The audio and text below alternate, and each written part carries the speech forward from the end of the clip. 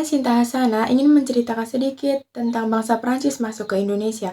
Isi materi meliputi A. Awal masuknya bangsa Prancis ke Indonesia, B. Tokoh dan peranannya, C. Tujuan kedatangan bangsa Prancis ke Indonesia, D. Dampak positif dan negatif.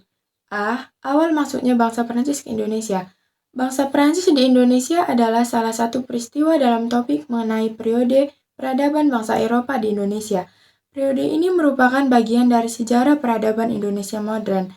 Bangsa Prancis pernah menjadi salah satu bangsa Eropa yang meninggalkan jejak peradabannya di Indonesia.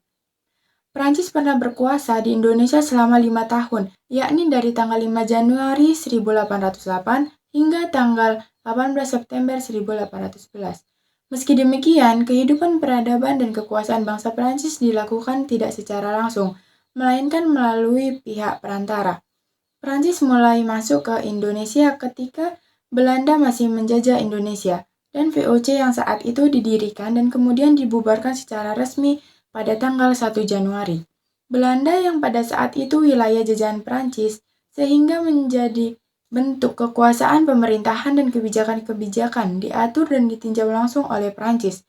Masa kolonial Prancis di Hindia Belanda, kini Indonesia, dimulai ketika kekuasaan kerajaan Belanda di Eropa tunduk kepada kekaisaran Prancis pimpinan Napoleon Bonaparte. Nah, sekarang kita masuk ke bagian B, yaitu tokoh dan peranannya. Yang pertama ada Napoleon Bonaparte. Dia adalah seorang pemimpin militer dan politik Prancis yang menjadi terkenal saat Perang Revolusioner. Sebagai Napoleon I, dia adalah kaisar Prancis dari tahun 1804 sampai tahun 1814 dan kembali pada tahun 1815. Napoleon berasal dari sebuah keluarga bangsawan lokal dengan nama Napoleon Bonaparte.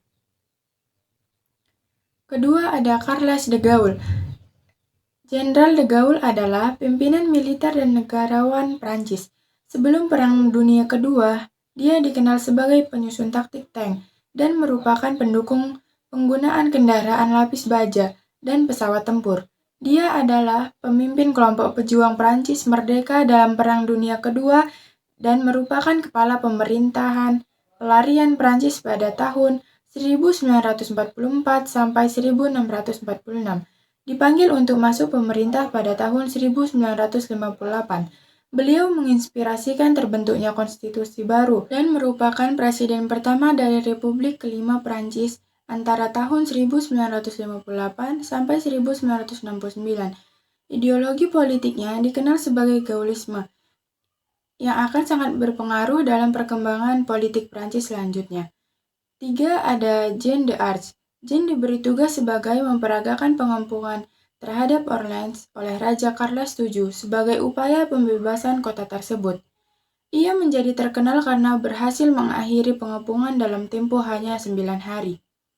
Kemenangan-kemenangan pautan yang diperolehnya akhirnya berhasil mengantarkan pemahkotaan Charles VII di Reims.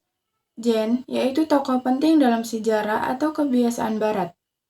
Semenjak abad Napoleon hingga sekarang, politik Prancis dari bermacam partai telah membangkitkan kenangan terhadapnya.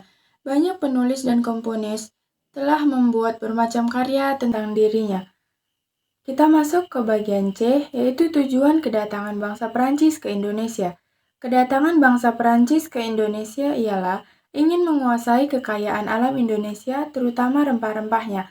Karena pada zaman itu, harga rempah-rempah lebih mahal dari emas. Adanya keinginan menyebarkan agama dan adanya keinginan mencari kejayaan. Nah, bagian terakhir yaitu D, dampak positif dan negatif. Dampak positif yang pertama, mendapatkan kata-kata serapan baru dari negara-negara yang menjajah Indonesia. Yang kedua, terdapat beberapa bangunan yang merupakan bentuk peninggalan dari negara-negara yang pernah menjajah Indonesia berupa sarana dan prasarana seperti pabrik gula, jalan raya, benteng, dan lain-lain. Yang ketiga, adanya reformasi dalam bidang pendidikan lokal yang disebabkan oleh adanya interaksi antar sarjana-sarjana Belanda yang tidak memiliki kepentingan dengan penjajahan. Ada pula dampak negatifnya. Yang pertama, mengakibatkan penderitaan psikis dan kesengsaraan fisik. Yang kedua, pengambilan hak penduduk di Indonesia secara paksa. Yang ketiga, hilangnya harta benda dan jiwa akibat adanya paksaan untuk bekerja dan menyerahkan harta penduduk pada saat itu.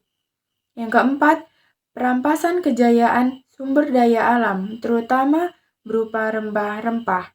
Yang kelima, munculnya kemerosotan dalam bidang sosial, ekonomi, politik, dan lain-lain. Sekian yang dapat saya jelaskan, kurang lebihnya saya mohon maaf.